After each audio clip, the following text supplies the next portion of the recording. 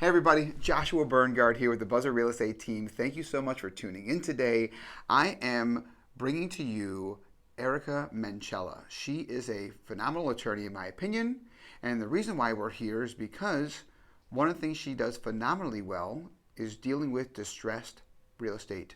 And so I want to talk to you about how COVID is obviously at the very, very tail end, in my opinion, right? And during COVID, in the height of it, there was a whole bunch of loans that went to what we call forbearance. And those forbearances, if you're, in fact you're in one, you know what's going on right now, is they are starting to balloon. And so foreclosures and short sales and all this stuff is happening. So I wanted to kind of break down for you some helpful hints. And so the first question I had for you would be, how would somebody maximize the value of their home in a foreclosure? So if they're in foreclosure, the best thing that they can do is make sure that they're talking to somebody who knows the area of law so that they can help them through the process of what's going to happen with a foreclosure and time their decisions based on what's going on. I have clients who I'm working with right now who did not hire an attorney. They went into foreclosure. They got a judgment of foreclosure.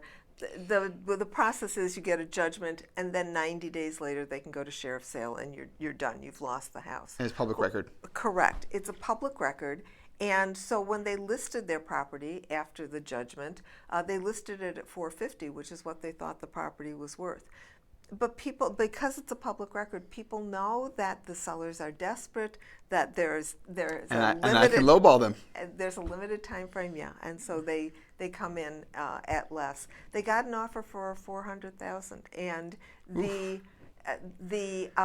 I told them to take it because I thought that the longer the time frame between the foreclosure and the sheriff's sale went on, the more desperate they were going to look, and the more people were going to lowball them. So they took the offer. They lost about probably $25,000, $50,000, whereas if they had spent a couple $1,000s on an attorney to manage the foreclosure, $450. they may have gotten they may have gotten what the property was worth because the judgment wouldn't have been entered quite as soon, and they would have known exactly what their time frames were for making their decisions. So it's really important to talk to somebody who knows what they're doing in this area of law. Well, lucky you know what you're doing. Yeah, I do. Now, I do. just to be clear, when we say bury your head in the sand, don't ignore it. The idea is you will know because you will have people calling you, you will get letters in the mail. There's no way to ignore, right? You could put it on the table, but you don't. Right. You'll know what's going on. So at that point in time, immediately call someone that knows what they're doing.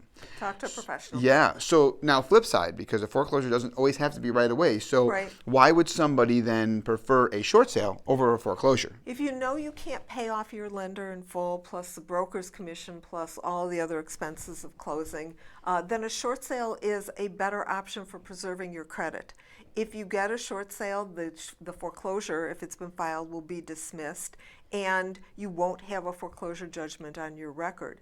I have clients who had a foreclosure 2 years ago. They did a short sale on their property, and they just bought again 2 years later because they rehabilitated their credit. They didn't have a foreclosure on their record, and they went and bought in the same neighborhood for something like $650,000, which they couldn't have done if they hadn't made the decision to make sure that their credit was going to be preserved.